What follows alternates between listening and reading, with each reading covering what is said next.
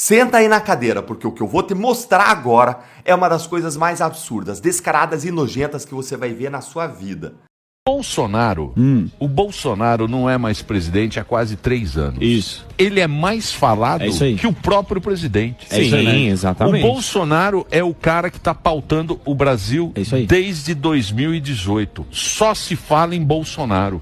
Todo dia a manchete é do Bolsonaro. Você lembra que o Jair Bolsonaro foi proibido de veicular as imagens do 7 de setembro? Mesmo tendo ocorrido uma mobilização de pessoas que esperavam por um discurso do presidente após o ato cívico-militar do desfile? Pois bem, essa daí foi a argumentação utilizada pelo Moraes para não permitir que o Brasil inteiro visse na propaganda eleitoral de Bolsonaro a maior manifestação de rua em favor de um político que a nossa geração já viu.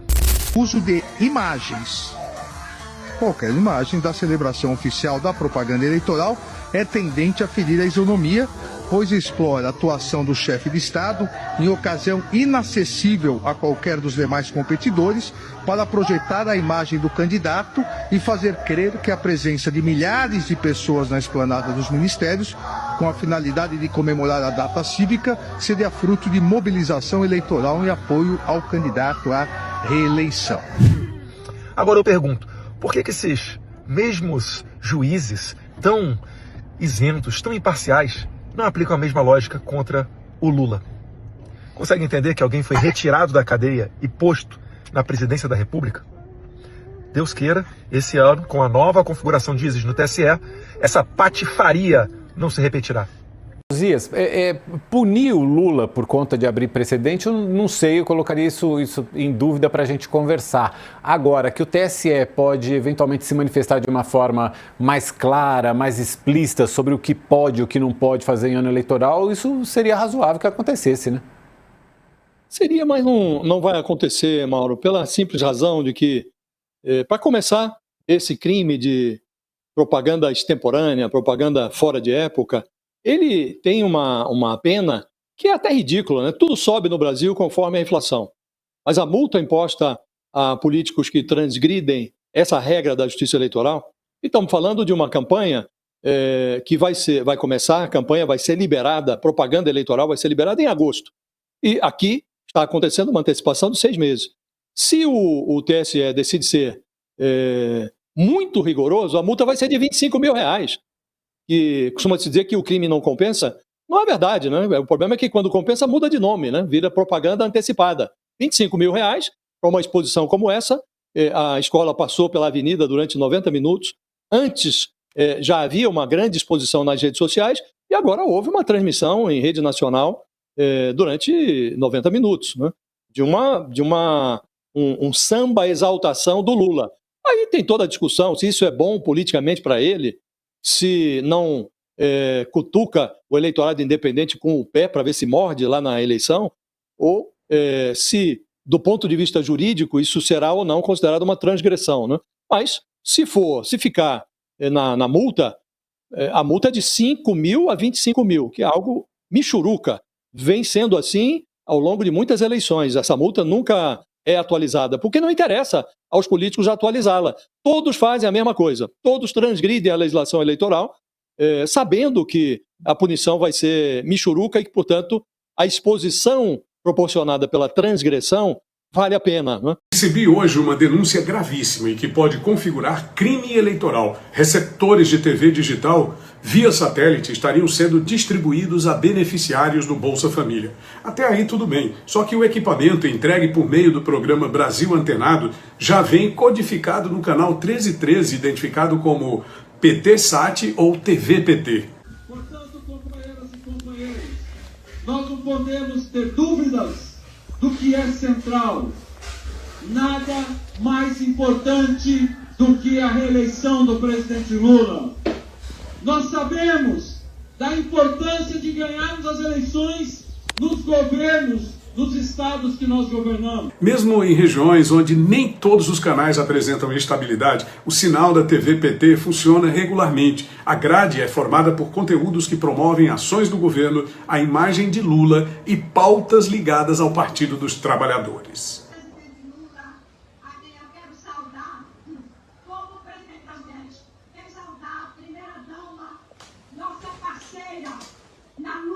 PT Sat. Defesa das mulheres.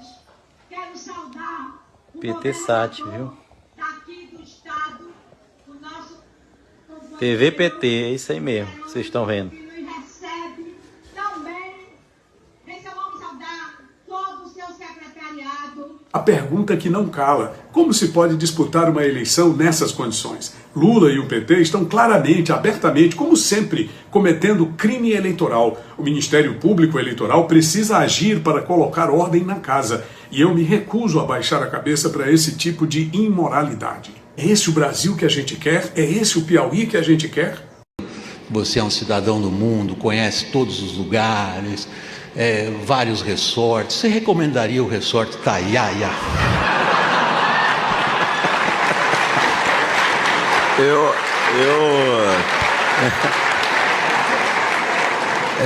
Certamente recomendaria, porque é muito bonito, né? Eu não conhecia. It's good for business. Não, para business eu acho que não é o forte, não. Agora, aquilo é uma represa de Águas Claras, que eu não sei o nome do direito da represa. Represa Chavantes. E o lugar é muito bonito, mas não é bom de business, não. O Lula pode ficar inelegível, ele acaba de cuspir na cara do STF, e tudo isso pode fazer parte de uma estratégia dele. Quer entender essa história? Pega a pipoca, segue o Rony, é pra seguir mesmo, tá? Que eu vou te contar tudo. Bom, nesse momento tá acontecendo um desfile na Sapucaí, com transmissão nacional, pago com dinheiro público, onde está sendo homenageado Luiz Inácio Lula da Silva nessa escola de samba Acadêmicos da Niterói. Como se não bastasse, Janja vai desfilar enquanto Lula, que já invadiu a pista no desfile da Acadêmicos da Niterói, está acompanhando o desfile na Sapucaí com ministros e presidentes de estatais. Ministros e presidentes de estatais. E no detalhe que durante o desfile o material de Lula foi distribuído no carnaval em São Paulo. A gente já sabe que a lei eleitoral proíbe propaganda antes do dia 16 de agosto, principalmente com financiamento de dinheiro público. Esse caso é pior, porque o jingle é citado numa parte da música, além do número 13 que é citado o tempo todo. Bom, isso aí eu acho que já ficou claro para vocês, só que tem um porém. Esse aqui foi o motivo que tornou Bolsonaro inelegível. Aqui em outro ângulo, uma das maiores manifestações da história que aconteceu em Brasília em 7 de setembro de 2022. O detalhe é que o TSE condenou, o Bolsonaro pelos atos de 7 de setembro, só que foram dois momentos, o momento do desfile cívico, pago com dinheiro público e assim por diante, e depois Bolsonaro saiu do desfile cívico e foi para a manifestação que aconteceu em outro local. Sem dinheiro público, as pessoas foram porque quiseram. Ele ainda saiu dali e foi para São Paulo naquele mesmo dia, que foi quando ele enfrentou Alexandre de Moraes e, o inferno começou.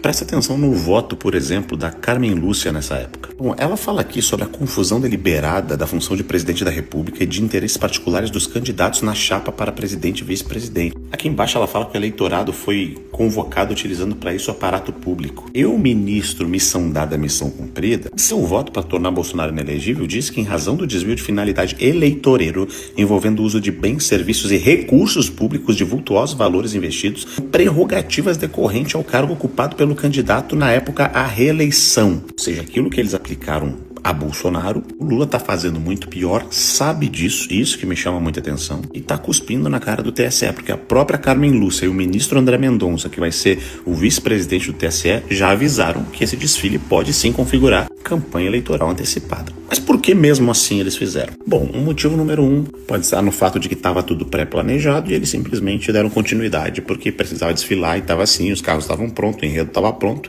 e resolveram assumir o risco. Mais um motivo número 2, o motivo número 2 está aqui. Nessa mesma época, quando o candidato era Lula contra Jair Bolsonaro, a pesquisa Genial Quest dava 22 pontos de diferença de Lula para Bolsonaro. E a mesma pesquisa, a mesma época, só que 4 anos depois, dá apenas 7 pontos de diferença e a 5 pontos no segundo turno. Basicamente, o cidadãozinho aqui sabe que está extremamente desgastado e que o Flávio em breve deve passar ele em todas as pesquisas.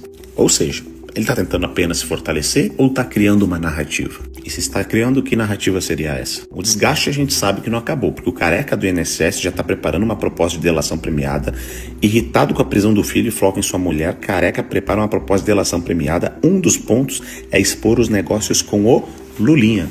o filho do Lula. Ou seja, o desgaste do cachaceiro da República está muito longe de acabar e ele sabe que ele não pode nesse momento contar com o Supremo Tribunal Federal porque até ele mesmo está de birra com o Toffoli. E se ele não tem lá tanto aparato do Supremo, o TSE na mão dos ministros indicados por Bolsonaro, ele desgastando cada vez mais, o que vocês fariam? Perderiam a sua última eleição ou criariam uma narrativa de perseguição? Vem muito a calhar uma inelegibilidade por algo que ele vai dizer que não fez, vão dizer que é golpe, vão dizer que estão perseguindo ele novamente. Dali a pouco ele vai botar um poste ali para perder as eleições ou substituir a candidatura, porque ele não desistiu.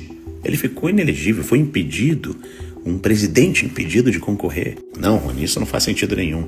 Claro que faz, é só olhar as eleições de 2018 que foi exatamente isso que eles fizeram, né? De 2022 eles fizeram e a história se repete. É só você pegar e analisar tudo isso. Ou seja, isso pode significar até mesmo preparativos para uma desistência forçada, para ele não precisar ele mesmo desistir. Vocês estão entendendo? Porque vamos combinar, o abuso de poder político e econômico está claro, evidenciado e neste momento, enquanto eu gravo esse vídeo, está passando na televisão, na Globo, em rede aberta, com dinheiro público.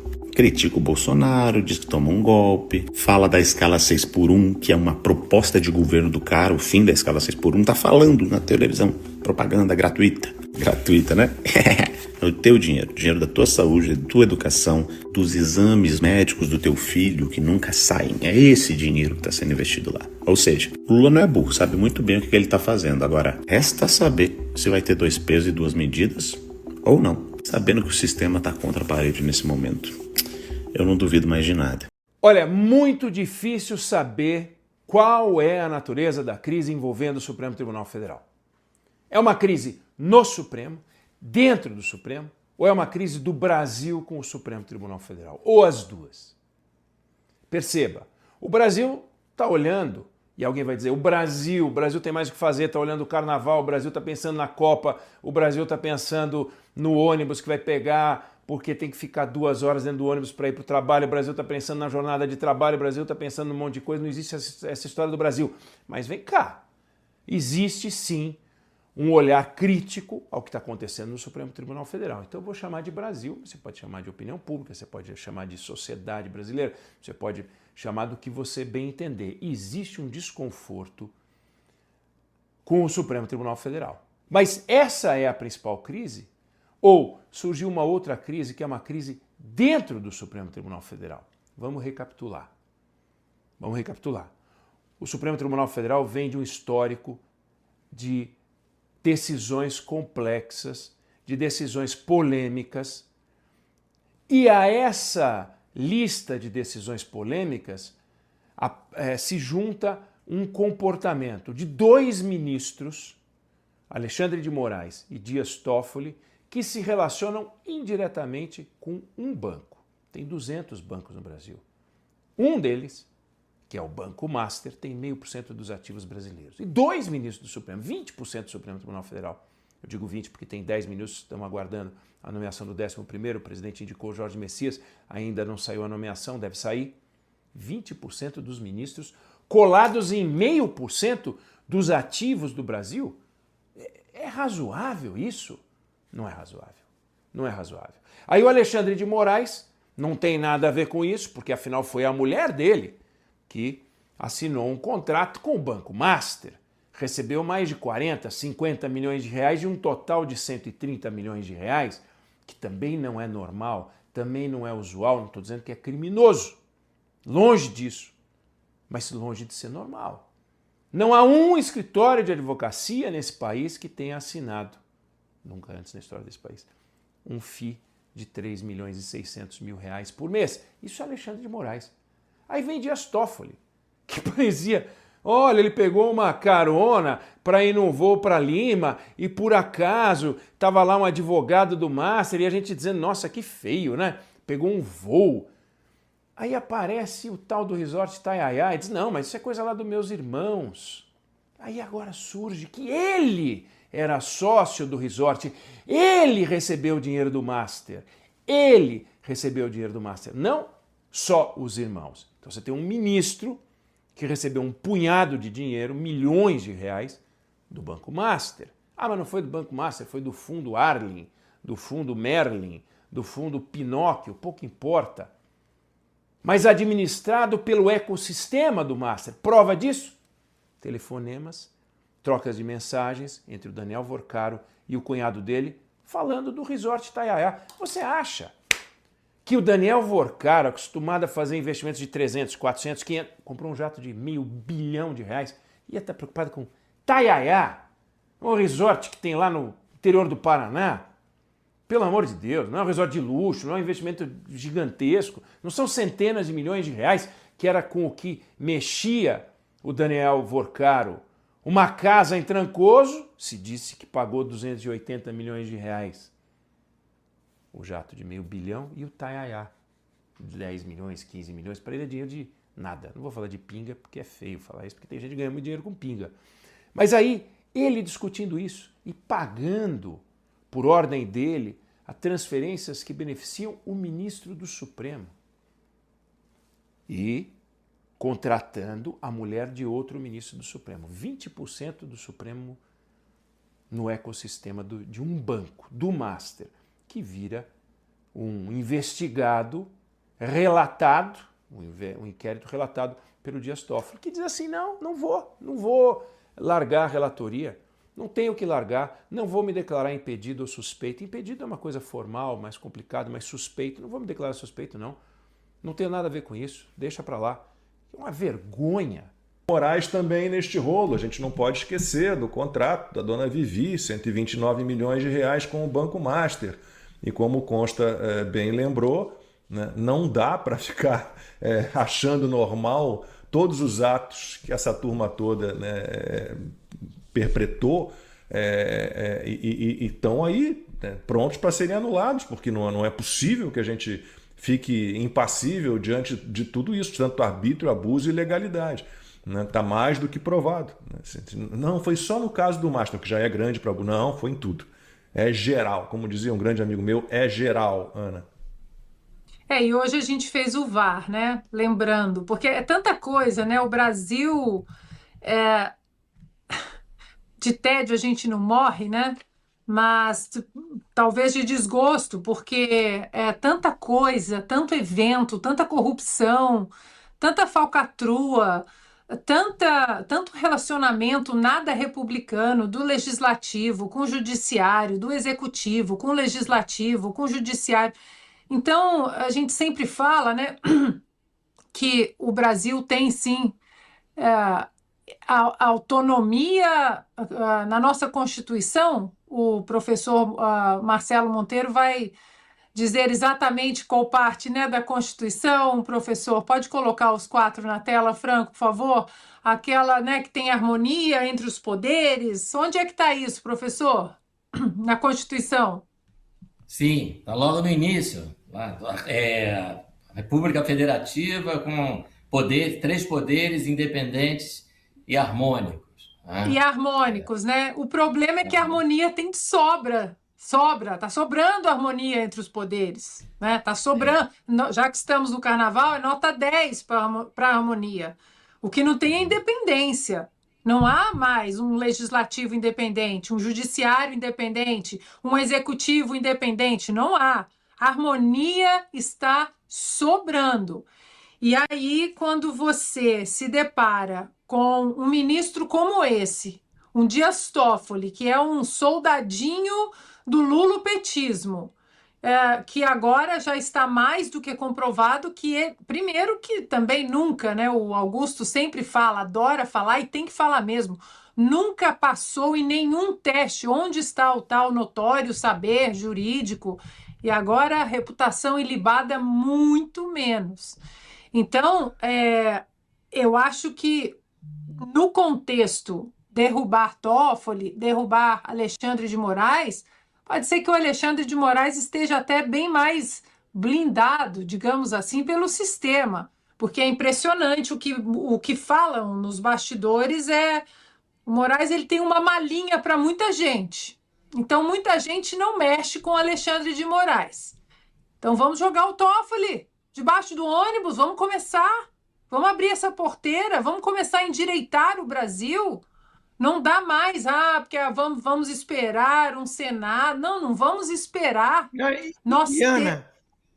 Se me permite só um parênteses, tem uma turma falando assim, tem que esperar alguns meses para o Flávio indicar o próximo. Porra, estão dando como certa a vitória do Flávio? É uma possibilidade, nós temos que aproveitar o momento hoje, né, do desgaste do Toffoli. Meu Deus do céu. Não, Até mais ou porque menos assim, Consta. Deixa, se for o caso, fazer o quê? Se for inevitável, né, afasta o Toffoli, afasta o Moraes, deixa o Lula nomear quem vier. Mais à frente, quem ele nomear vai se meter em rascada também, vai se meter em porcaria, e aí despacha, vai despachando, gente, um a um, fazer o quê? Exatamente. Até porque, qual a conta que a gente tem que fazer também? No sentido de, para tocar essa agenda, fora Toffoli, fora Moraes. Essa agenda tem que ser tocada, na minha perspectiva, é uma agenda do fora Toffoli, fora Moraes, mas pressão no Senado para que a sabatina não seja um chá das 5.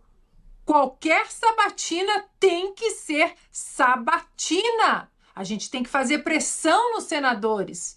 Não adianta, né? O voto é secreto, mas você que se considera centro-direita e que puxa votos do centro e da direita, você vai falar sim.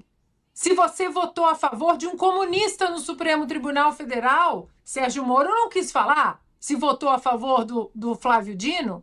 Então, são duas agendas que, para mim, elas têm que andar juntas. É fora aqui, mas é pressão no Senado para que aquela vergonha do chá das 5 se torne uma sabatina republicana e dura para todos eles. Começando já sobre o Banco Master, né? Falando do que os petistas sabem fazer melhor do que ninguém, que é mentir. Rogério Corrêa, dias atrás, postou uma imagem manipulada, feita por inteligência artificial, que colocava Bolsonaro com Daniel Vorcaro, sabe? Tentando falar que Bolsonaro teria alguma ligação com o caso do Banco Master. Era mentira, ele apagou, sabe? Dá até pena olhando pro cidadão, né? Você vê que pela carinha, não tem carinha de inteligente. E aí agora, para minha surpresa, a justiça manda deputado petista se retratar por montagem de inteligência artificial com Bolsonaro e Vorcaro. Ele ainda não se retratou. Eu acho que, enfim, né? Se não se retratar, aí deve ter algum outro tipo de punição. Talvez punição com multa. Falando em justiça, não vou nem falar que isso aqui surpreende, porque uma acusação como essa, sem nenhum tipo de prova, não que precise de prova, né, para o Estado Democrático de Direito, mas agora que já colocaram o Bolsonaro na cadeia, que é o que eles queriam, né, a perseguição já chegou no grau máximo, aí dá para arquivar. Mas esse é o tipo de coisa que a gente teve que enfrentar ao longo do tempo. E denúncias não tão genéricas e não tão intensas como essa, assim, muito mais assim, de sugestão, foram feitas pela imprensa, pela esquerda.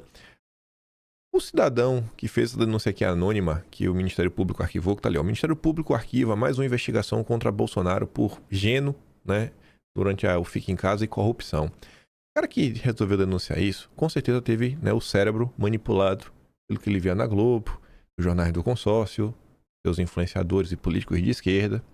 Aí diz que o Ministério Público arquivou recentemente, por falta de provas, um procedimento contra Bolsonaro. O ex-presidente e familiares foram alvos de uma denúncia anônima enviada ao órgão no ano passado, viu? O ex-presidente Jair Bolsonaro e integrantes da família Bolsonaro teriam praticado diversos crimes, como geno, durante o Fique em Casa, envolvimento com milícias, eu queria saber de onde que tiraram isso, tráfico de drogas, Bolsonaro, viu? Bolsonaro. Corrupção, uso indevido da BIM, rachadinhas, envenenamento de autoridades, rapaz. Perseguição política, é Bolsonaro, né, que tá perseguindo os outros. E atentado à ordem democrática. Que tipo de denúncia que é feita? O Ministério Público arquivou o caso, entendendo que não havia elementos a ser investigados, né? Não subsiste motivo para instauração de persecução penal em razão dos fatos, tendo em vista que as informações apresentadas são inespecíficas e genéricas, carecendo de prova documental mínima que corrobore as complexas e abrangentes alegações. Agora imagine, né? O que é que não aconteceu com essa pessoa ao longo dos anos para fazer uma denúncia dessa? A pessoa é um bandido mesmo, sabe? Sem nenhum caráter, totalmente canalha, que sabe que é mentira e faz só para gerar confusão. Então, assim, é um bandido mesmo, uma pessoa bandida. Ou é um idiota mesmo, assim, com I maiúsculo. ou como diria a Carla Pérez, é um idiota. Não é possível isso, gente. É um absurdo, sabe? O que faz uma pessoa ligar o seu computador, seu celular, ou sei lá, se for um formulário de papel, para fazer uma denúncia esdrúxula como essa. Entrando no caso Master, aqui é polêmico demais para falar na introdução. Guilherme Amado, amigo de vocês, não é meu não. Vocês odeiam quando fala isso, né? Outro dia alguém falou, pô, você está falando que o Guilherme Amado é meu amigo, meu amigo é porcaria nenhuma, eu dou aquele cara. Mas enfim, ele fala da seguinte, né? O tchaca-tchaca de Daniel Vorcaro. A polícia define critérios para enquadrar os políticos. Aí diz que a polícia tratou a tratar com um critério técnico e não moral, um dos capítulos mais sensíveis da investigação que envolve o banqueiro Daniel Vorcaro. Os encontros calientes, segundo o inquérito, eram organizados por ele com a presença de empresários políticos e outras figuras públicas. E antes que você se pergunte, né, qual é o critério? É o tamanho? Se tem mais de 12 centímetros, dá pra punir. Se tiver menos, não dá nem pra punir, né? Um cara tá ali, rapaz, desse tamanho aqui, meu Deus, dá até pena. Não, não é isso, gente. Pelo amor de Deus. Para os investigadores, a simples participação, né, nessas festinhas não configura crime. Isoladamente, não é objeto de persecução penal. Este tem sido o encaminhamento dado aos casos de agentes públicos que participaram, né, dessas festinhas em que a polícia tem analisado se vai ou não pedir abertura de inquérito. O critério objetivo é basicamente o seguinte, é saber o seguinte, o cara foi nessa festinha para discutir questões diversas? Será que essas festinhas e quem estava lá para criar um vínculo para depois tomar algum tipo de medida que possa levar a algum tipo de enriquecimento ilícito, algum tipo de favorecimento inconstitucional, ilegal, ilícito, né, com Paquito? Aí você faz esse cruzamento. Esse é o critério técnico. A existência dessas festinhas, né, já está descrita em um relatório da PF, que está na mão do Mendonça. Nele, os investigadores afirmam, né, que as festinhas faziam parte de uma engrenagem de corrupção sofisticada. O entendimento atual da PF é que o tema só ganha relevância criminal quando esses encontros se conectam a outros fatos sob apuração. A linha que separa a curiosidade privada do interesse público está na eventual vinculação entre os participantes e práticas ilegais investigadas, como decisões administrativas suspeitas, favorecimento indevidos, tráfico de influência, corrupção. Aí, ó, tem um caso aqui que detectamos, tem corrupção desse. Opa, e esse aí tava na festinha com o Paquito? Tava. É um fato a mais, né? É um fato a mais na festinha. Nesses casos, a presença de agentes públicos ou de pessoas com poder decisório em ambientes bancados pelo Paquito pode servir como indício de proximidade, intimidade e possível uso de recursos financeiros, bens ou serviços como forma de criar vínculos e facilitar ilícitos. Para a PF, os encontros funcionariam mais como um ativo utilizado pelo banqueiro para ampliar sua rede de relações de influência, a ser analisado em conjunto com transferências financeiras, contratos, mensagens e outros elementos do inquérito. Imagina, olha, me vem tanta coisa na cabeça, assim, ó, foram encontrar aqui mensagem falando de dinheiro, foram encontrados extratos mostrando que recebeu dinheiro, temos aqui, sei lá, contratos de coisas erradas, leis que mostram aí, né, um favorecimento ilícito e ambos estavam lá, né, dividindo, né, sei lá, um espaço na mesma festa estranha com pessoas estranhas.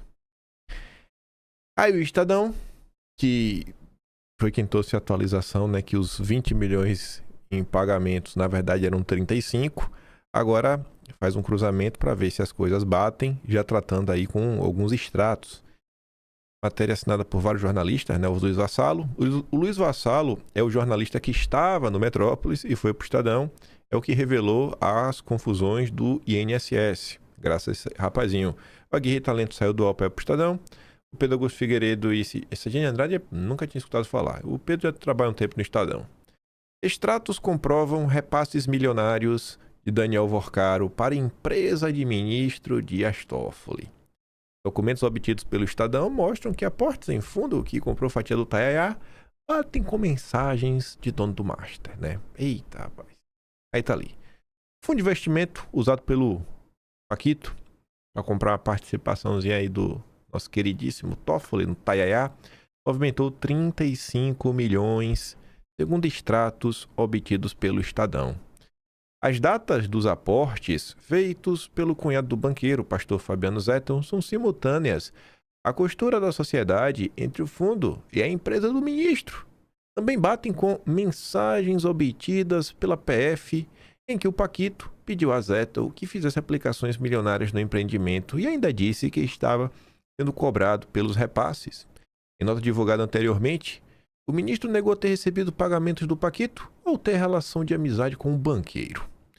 Procurado no sábado, dia 14, ele não se manifestou. Depois da publicação da reportagem, a equipe do ministro enviou uma nota que afirma que a única operação ocorrida entre a Maridit e o fundo Arlen foi a venda da participação em setembro de 21. E aí, a defesa do Paquito não respondeu a nenhum questionamento do Estadão. Os advogados do Zettel disseram que não irão se manifestar. O espaço segue aberto. Eu não sei por que eles não se manifestam, né? Falam que é tudo mentira. Era tão mais fácil, né? A não ser que não seja mentira. O cruzamento entre as mensagens extraídas pela PF, o celular do Paquito e os extratos ajudam a reconstruir a linha do tempo das transações financeiras entre o fundo ligado ao banqueiro e o resort de luxo que teve o ministro como sócio. Como revelou o Estadão, o pastor da igreja Lagoinha, Fabiano Zettel, cunhado do Paquito, era o único cotista do fundo de investimentos Leal, administrado pela REAG, também investigada pela PF no caso Master. O Leal, por sua vez, é o único cotista do fundo Arlen, usado para comprar a participação da família Toffoli no resort. É curioso isso, né? Você fala, rapaz, olha, tu tem um fundo, ou o Leal, só tem um dono, é um fundo com dono só. E esse fundo é dono de outro fundo que só tem um dono só. Fica parecendo que você está tentando dificultar que descubram quem está por trás das movimentações financeiras, né? Porque é um cara só que vai ter que criar um fundo. Não pode ser o cara, né? Não tem que botar no fundo. E esse fundo tem outro fundo dentro dele, né? É o fundo do fundo, que acaba no fundo do poço. No dia 27 de setembro de 21, o Arlen passou a ser sócio das empresas Taiaiá Administração e DGEP Empreendimentos, que são a gestora e a incorporadora dos terrenos onde foi construído o Taiaiá, em Ribeirão Claro, no Paraná. Esse DGEP é o que tinha lá o primo do Toffoli. Nessa data, o fundo adquiriu metade da participação de 6,6 milhões em capital social da Maridit, empresa de Toffoli, nessas duas companhias, ou seja, no resort. Porém, os 3,3 milhões em capital social comprado pelo fundo não representam nem de longe o tamanho real do negócio com os irmãos do Toffoli. Esse é o dinheiro que o fundo usou para adquirir sua parte do controle da empresa junto a outros sócios. São apenas recursos que sócios colocam à disposição da empresa para eventuais necessidades e também para simbolizar o tamanho de sua fatia na companhia, né? É um valor. Não é porque o valor está ali tanto que o valor final é um pouco maior, né? Por isso que você viu aí aparecer os 35 milhões. Tá, pô. É dinheiro, viu? 35 milhões. Esse padre aí, né? Tem alguma teologia aí da prosperidade na igreja católica? Se tiver, é o irmão Toffoli, viu? O homem é brabo. Mago do dinheiro, viu? Eita, padre rico. Ao comprar essa participação, o Arlen adquiriu também uma parte do empreendimento, que é avaliado em 200 milhões de reais. No total, documentos mostram que o fundo investiu 35 milhões no resort, no qual a Maridit, empresa de Toffoli, possui a participação societária. Segundo os extratos obtidos pela reportagem, nos dias 28 de outubro de 21 e 3 de novembro do mesmo ano, o Zettel fez aportes de 15 milhões e de 5 milhões, isso naquela época. E aí, nas mesmas datas, o Leal, que é o fundo dele, aplicou 14 milhões 810 e 4 milhões 906 na FIP do Arlen. Em janeiro, quando o Estadão revelou que Zettel era o cotista do fundo Leal, o pastor afirmou ter deixado o fundo em 2022. Isso em janeiro. Só que, né, os papéis do próprio Leal e as mensagens com o Vorcaro mostram que, na verdade, ele continuou como cotista e manteve aportes no Taiaiá por meio do fundo. Aí eu pergunto para vocês, quando você pega uma pessoa na mentira, como é que fica depois? Todas as novas informações que você acaba por descobrir dessa pessoa, você fica botando mais fé ou menos fé no que essa pessoa tem a falar? Então, falem a verdade. Falar a verdade é sempre melhor. Em maio de 2024, Paquito perguntou por mensagem de WhatsApp a Zétio sobre a situação dos repasses ao resort do ministro. Você não resolveu o aporte do Fundo Taiaiá? Estou em situação ruim, escreveu o banqueiro. E o ponto seria, né? Por que ele estaria em situação ruim? Que situação ruim seria essa? Ruim como? Vai entrar vai pro Serasa? Ele aparecer no Serasa. O Paquito não sabe porque não pagou. Não pagou o quê? A quem? Por que entraram no Serasa? Ou a situação ruim não é essa? São as coisas que ficam assim nas entrelinhas que seria interessante que o povo brasileiro pudesse ter acesso a todas as mensagens, né? Eu acho que cabe ao Mendonça retirar o sigilo do caso. Esse caso ele revela o que é o Brasil. Negar o acesso desse caso ao povo brasileiro é negar, sei lá, o ensinamento... Assim, é negar a democracia, basicamente. Coração, gente, imagina a quantidade de pessoas que estão sendo citadas nesse caso do Master e tudo mais. Como o povo brasileiro não pode ter acesso a quem atrapalhou, quem não atrapalhou, quem está envolvido em maracutaia, quem não está? Devia ser um dos principais pedidos. E por mais que alguns jornalistas apontaram nessa direção, por mais que o próprio Estadão Editorial apontou nessa direção, eu até agora não estou vendo nos discursos, nas redes sociais, os políticos da direita brasileira e outros setores fazendo esse tipo de cobrança. Retirem o sigilo do caso. Retirem o sigilo do caso. O povo quer ter acesso ao relatório da Polícia Federal de mais de 200 páginas. Não só isso, a tudo. Porque o Brasil não pode se espelhar nos Estados Unidos. Nos Estados Unidos teve agora os documentos do Epstein, todos aí sendo divulgados. Não pode ser o nosso caso? Porque lá, sabe, assim, a direita no Brasil... Eu não sei, velho, o que é que acontece, sabe? Tem hora que me dá um desespero de olhar, um nervosismo. Enfim, né? Depois disso, o Zé apresentou a lista de pagamentos para o Vorcaro. Nessa lista constava uma das linhas Taiaiá 15. Para a PF, tratava-se do repasse de 15 milhões ao empreendimento. O Vorcaro respondeu, paga tudo hoje. É estranho, né? Você fala, ó, Taiaiá 15. E para essa resposta, o cara diz, paga. E aí a data bate com um pagamento de 15 milhões, né? Aí, mas talvez não seja isso, né? Deve ser só uma coincidência. Em agosto de 2024, Paquito novamente relatou ao cunhado as cobranças pelo pagamentos. Aquele negócio do Taiaiá não foi feito? Perguntou o banqueiro. Zétio respondeu que já tinha transferido o recurso para o intermediário responsável por efetivar o pagamento, mas que o aporte final dependeria dessa pessoa. Por causa disso, o cara se irritou. Cara, me deu um puta problema. Onde é que tá a grana? Mas que problema? Era bom também que esclarecer isso. Zétio respondeu, no fundo, dono do Taiaiá, transfira as cotas dele.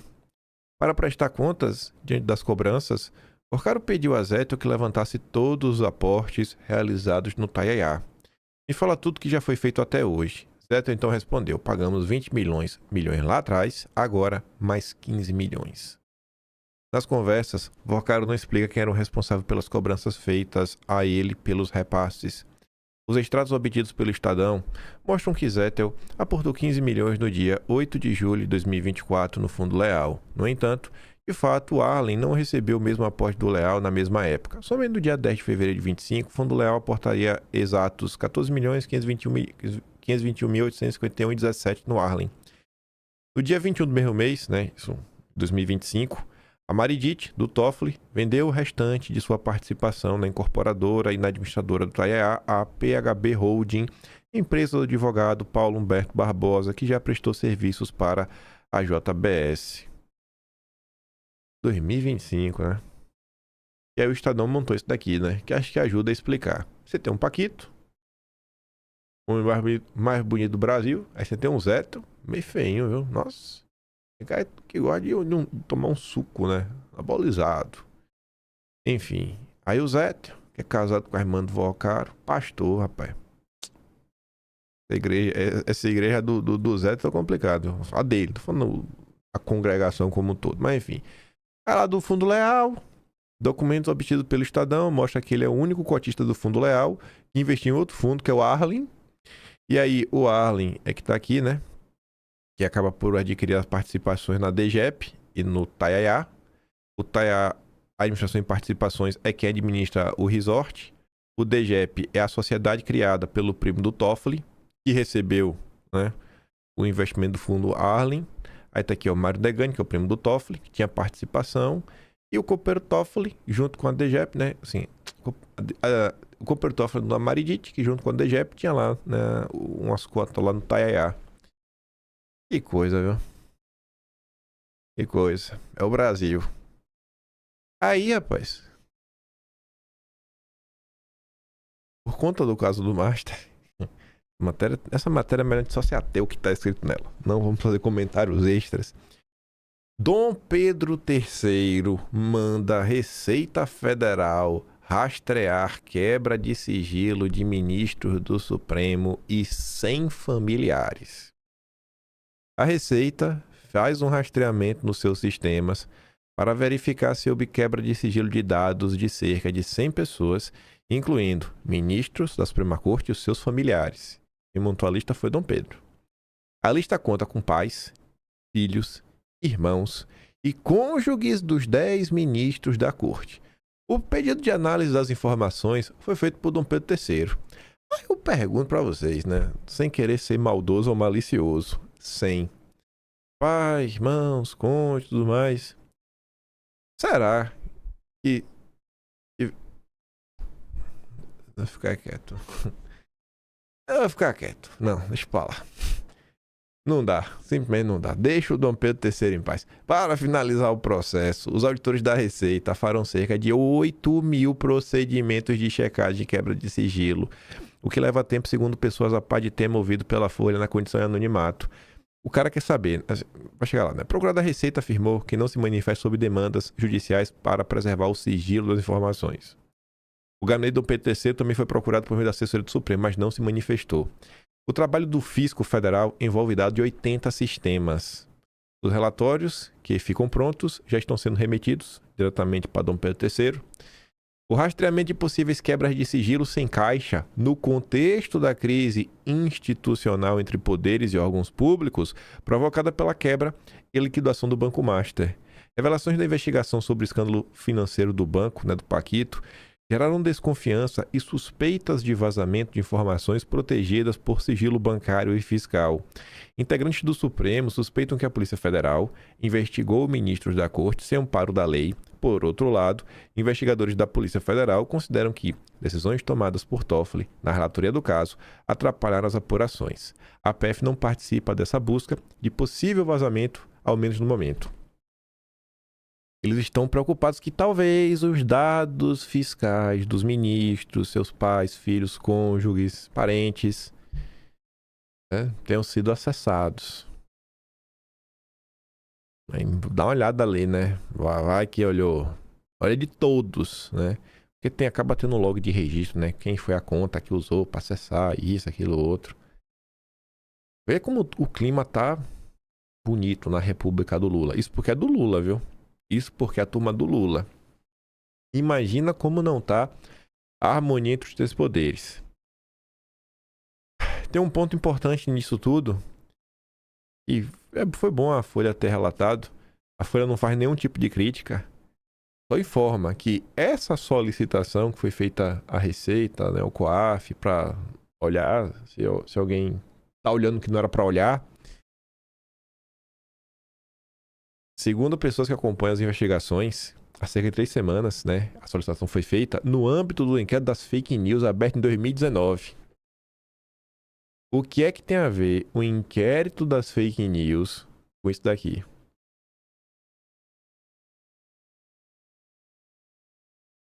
Brasil, né? Na solicitação, o ministro não deu nomes, mas incluiu na lista todos os magistrados do Supremo e as pessoas com graus de parentesco a serem pesquisadas pela Receita e pelo COAF. Como mostrou a Folha, o ministro do Tribunal avaliou a investigação na Corte sobre as condutas da PF e da Receita, segundo 3 pessoas com conhecimento das discussões. Como a PF e a Receita estão sob o comando de nomes de confiança de Lula, os magistrados estenderam a responsabilidade ao Lula, ao Planalto. Vocês acham mesmo que a PF ia fazer o que está fazendo sem aval do Lula, a revelia do Lula, sem Lula deixar? Dom Pedro III pediu as informações em janeiro, após a divulgação de informações mostrando ligações entre familiares dele e do Toffoli. Contrato, principalmente, né? E aquela pergunta, assim, não tem como o Estadão, essa matéria que a gente acabou de falar, ter achado essas informações, né? Com as datas, com as mensagens, com os valores exatos. Tu vê que o Estadão, para passar a mensagem, nós sabemos do que estamos falando, ele falou, foi 14.850 e tantos mil, 500 e pouco, e não sei quantos centavos, dá na vírgula o valor transferido. Falou, a gente sabe o dia, a hora e o valor em centavos do que foi transferido. Gente, como é que o Estadão teve acesso a essa informação? Como? Como, rapaz? Como foi? Não foi no Google. Não foi no Google. Como que a Malu Gaspar teve acesso a outras informações? Como ela teve acesso ao contrato? Que ela disponibilizou, né? Algumas cláusulas lá do contrato. Como? O Lula não sabe de nada? A crise aumentou na semana passada, depois que o Andrei mandou lá, né? Um documento de 200 páginas pro Faquinha. E tá aí. Aí pra falar dessa crise, a atuação de Toffoli no caso Master é mais grave que suspeição, diz professor. Né? Quem diz é ele, eu não sei de nada. E ele falou assim, cara, o problema não é só a suspeição. Ah, tirou ele do caso, tá resolvido. Não é bem assim não, ainda tem também alguns problemas de, sei lá, do andamento jurídico da coisa que não podia ser do jeito que teve, que foi, né? Enfim, é um Conrado Ubner, antibolsonarista doente. Ninguém então pode falar que ele, né, é uma pessoa suspeita, não. É um antibolsonarista doente da cabeça mesmo. Para ele, o episódio revela um conflito de interesse muito grotesco, em que nesse caso passou a ser mais evidente, mais autoexplicativo, envolvendo números, pessoas, interesses mais claros em movimentos. E ele traz uma coisa nova, que é o aspecto jurídico da coisa. Segundo Ubner, o Supremo buscou proteger a institucionalidade da Corte, mas o afastamento da relatoria não significa suspeição. Tudo que fez o Supremo foi tirar Toffoli da relatoria sem considerá-lo suspeito, o que significa o seguinte, ele continua no caso, ainda vota, só não é mais o relator, ou seja, ele não é suspeito. O professor questiona, porém, a base jurídica da medida. Curiosamente, ele saiu da relatoria e do ponto de vista jurídico, isso também é estranho, porque para sair da relatoria, você precisa ter um fundamento. Qual é o fundamento que o fez sair da relatoria? E segundo o Conrado Ubner, juridicamente falando, a base jurídica, os fundamentos seriam você ser suspeito, você se declarar suspeito ou o tribunal te declarar suspeito. O tribunal se recusou a fazer isso e adotou uma solução completamente extravagante do ponto de vista processual. Não está na lei, basicamente. Fala um negócio que não está no papel. E aí? E aí nada, né? Nada novo. Isso sempre acontece no Brasil. Toda vez eles criam uma forma nova quando é necessário. A própria instauração do inquérito das fake news em 2019, né? Eles pegaram e ampliaram o entendimento que o espaço virtual também faz parte das dependências do Supremo. Logo, eles também poderiam abrir um inquérito. Aquela maluquice está aberta até hoje. Tudo no sigilo. Tudo sigiloso. O Ubner alerta que o caso vai além de uma possível suspeição. Gente, a gente mostrou que a revista Piauí falou isso também, né? Mais do que suspeição, nós temos aí um plano de investigação criminal.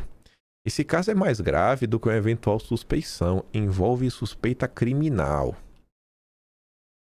Aí a turma do Estadão, né, o Carlos Pereira, analisa que esse caso é um claro diagnóstico da falha da Sexta República e que são problemas que vêm desde a Constituição. E eu acho que ele está certo nesse ponto, né? Realmente a gente precisaria de uma nova Constituição no Brasil. O problema é que não é só uma nova Constituição, tem que ser uma Constituição melhor, né? Porque não adianta fazer uma nova Constituição sendo ainda pior. É só porque vai ter uma nova Constituição que vai ser melhor, não tem essa garantia. E acredite, sempre dá para ficar melhor, pior, né? Principalmente no Brasil. Mas enfim, a suspensão de Toffoli não é um desvio isolado, mas sintoma de um desenho sem contrapesos. A crise envolvendo a suspensão do Toffoli, né? Ela não é apenas um episódio constrangedor para o Supremo, ela expõe uma fragilidade estrutural do desenho institucional da Corte. Às vezes do problema remonta à Constituição de 88. Ao Supremo não foi atribuída apenas a função clássica de guarda da Constituição. Os constituintes lhe delegaram também competências penais originárias para autoridades com foro privilegiado e o papel de instância revisora final de praticamente todo o sistema judicial. O resultado foi a concentração inédita de poder em um único órgão. Esse acúmulo não ocorreu de usurpação dos ministros, foi uma delegação deliberada do próprio Legislativo. Em 88, interessava aos constituintes uma corte institucionalmente forte, capaz de controlar um executivo também muito poderoso.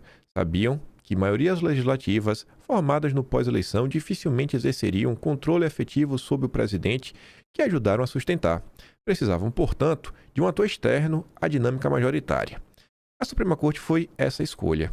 A consequência não antecipada foi a formação de um tribunal superpoderoso, com baixa capacidade de controle externo e incentivos crescentes à atuação estratégica e, em muitos casos, corporativa. Quando uma corte combina poder constitucional, poder penal e poder político, os seus membros deixam de ser apenas juízes, tornam-se atores centrais do jogo institucional. E, nesse contexto, conflitos de interesse reais ou percebidos tornam-se devastadores. A suspeição não atinge apenas o ministro, corrói a autoridade da instituição. A reação corporativa, seja por blindagem, seja por soluções administrativas pontuais, como a simples redistribuição de relatorias, é insuficiente. O problema não é individual, é sistêmico. O problema é o teatro. Acho que todo brasileiro que acompanha a política minimamente sabe o que realmente está acontecendo. E acho que quando o brasileiro vê o comentário dos jornalistas da imprensa em especial, tentando falar, não, olha, é uma medida heterodoxa, né? É extravagante, usando esses termos, o cara fala, pera aí, irmão, o que está acontecendo é isso. Vamos usar as palavras certas para descrever. E é inaceitável. A gente já cruzou todos os pontos do inaceitável. Assim, todos. Não tem nenhum ponto novo a ser cruzado. Tem nada que não já tenha sido cruzado antes. E não de agora, nos últimos, sei lá, 10, 20 anos. A gente vive uma farsa. E a porcaria da imprensa às vezes até tenta trazer um diagnóstico, mas eles apoiam a farsa. É uma farsa. O país inteiro se tornou uma grande farsa, um grande teatro. Quando políticos como Ciro Nogueira pegam um microfone, né? Aí vão dar entrevista em algum lugar e falam, não, eu sou um democrata, né? Eu acho que pode ter ocorrido alguns exageros, pode. O cara coloca em tempo da possibilidade. Tá todo mundo vendo os exageros e assim, não, vamos tratar na normalidade do mundo, não. E aí quando as pessoas erram, é um pequeno erro, né?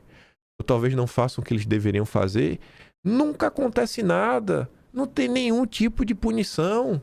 Não tem punição. Qual é a punição para o Lula? Pelo aumento da relação dívida-PIB e destruir a economia do Brasil. O que vai acontecer com o Lula, com o Haddad, com a equipe econômica? Nada. Qual a punição que vai ter, né, para as pessoas que participaram desses julgamentos fakes, farsas, perseguindo pessoas por crime que elas não cometeram? A abolição violenta do Estado de forma armada. Com que arma? Um batom? Coisas que aconteceram, sabe assim, cara, qual a punição para quem foi uma coisa dessa? Nenhuma. E segue uma farsa. Segue na farsa. Eterna farsa. Aí você luta por anistia, é uma farsa. Transforma na dosimetria e até agora nada. Você tem que esperar agora acabar o carnaval, aí, porque a política não volta no carnaval, porque a política também é uma farsa. O Congresso é uma farsa. Eles fingem trabalhar 3 dias por semana, mas não faz nada. É uma grande farsa. Não discutem. Eles adoram, principalmente os políticos do centro. Eles não gostam do termo centrão, centro. Porque eles querem vender que centro seria equilíbrio, né? Você bota assim, pega uma colher, um garfo, bota no meio, aí você vê, tá equilibrado, nossa, ponto perfeito. Aí eles adoram falar que o problema dos polos, da polarização da direita, que não se discute os assuntos importantes e se perde na pauta de costumes. Quais são os assuntos importantes? É mudar a lei do devedor quanto mais para ajudar a refit? Como o Ciro Nogueira era um dos defensores dessa pauta da devedor quanto mais? Quais são os assuntos importantes? É trabalhar para não ter uma CPI do Banco Master? o Isaci Lucas estava lá e depois desistiu, depois de conversar com o Ciro Nogueira. E agora, mês passado, quando explodiu a confusão, ou foi no início desse mês de novembro, o Isaci Lucas está agora cobrando a CPI. O cara que tinha as assinaturas e desistiu. É uma farsa. Tudo é uma grande farsa. Aí nessa farsa, o Cleitinho, que é senador, vai para um prédio, constranger o segurança, o cara da portaria, que não é nada. Estamos aqui no Banco Mais, eu sou senador, não sei o quê. Cara, e daí que você tá no prédio? Tá mostrando o prédio, tá mostrando a fachada. O mesmo Cleitinho que tirou a assinatura. Lá atrás, quando ia ter a CPI. Ele tirou a assinatura. Aí agora ele quer CPI. É uma farsa.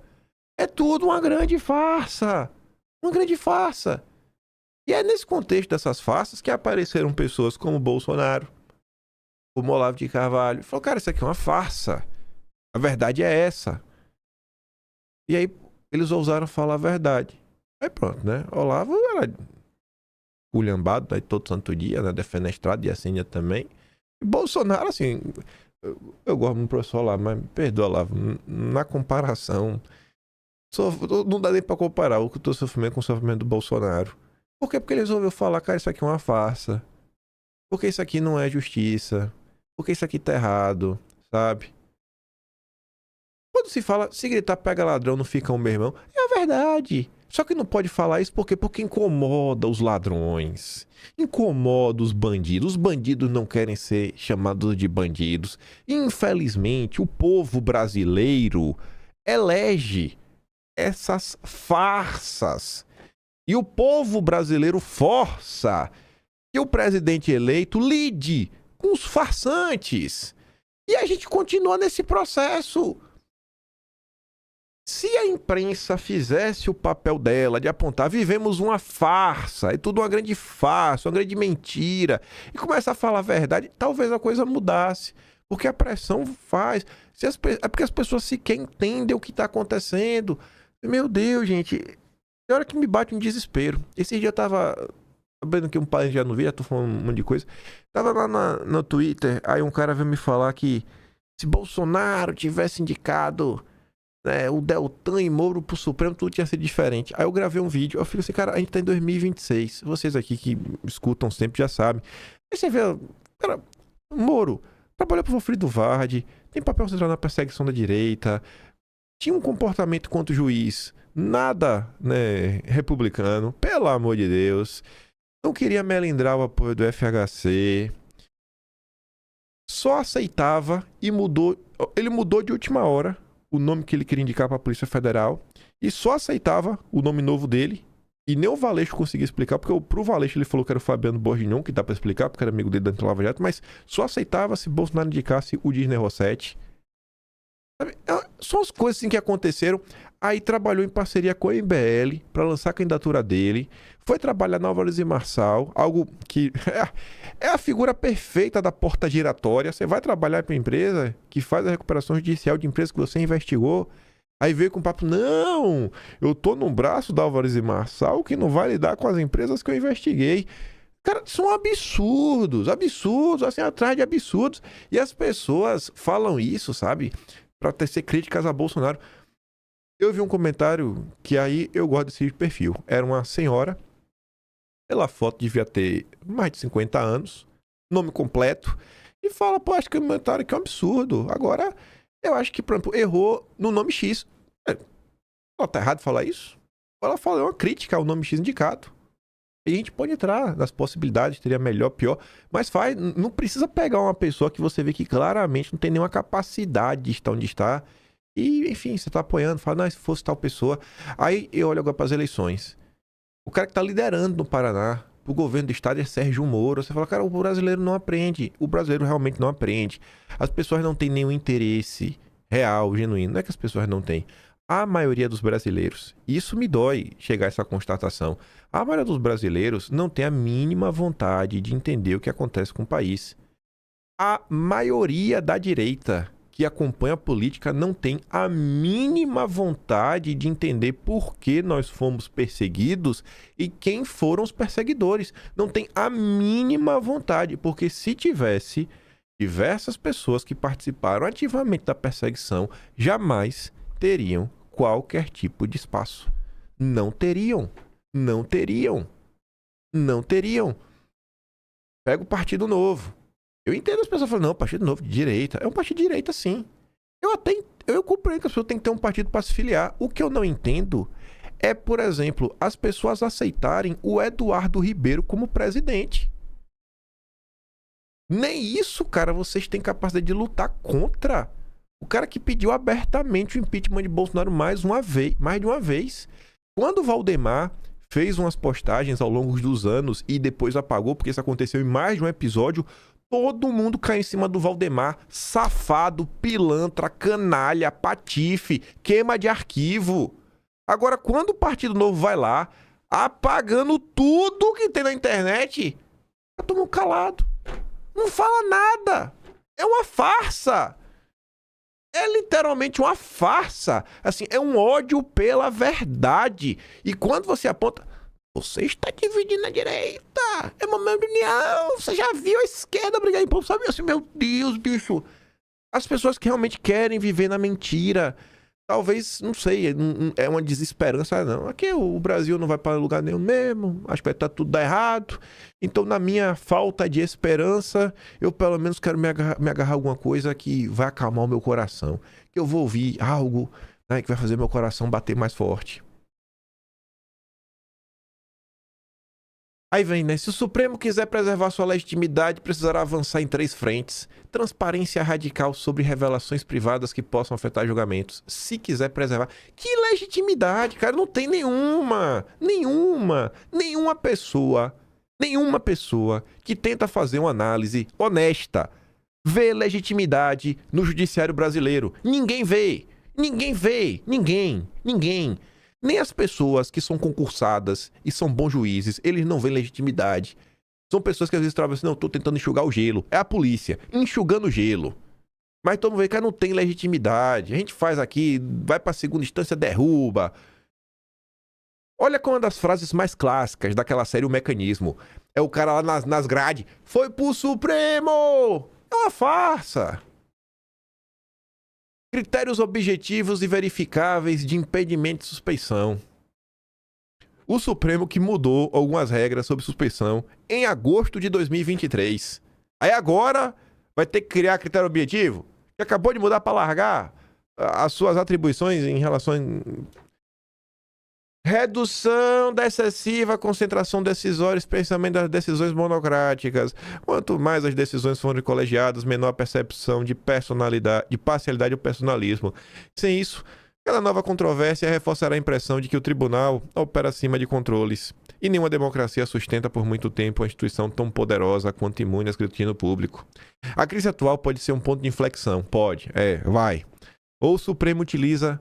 para reformar-se, ocorre sérios riscos de ser reformado pela erosão da sua própria legitimidade.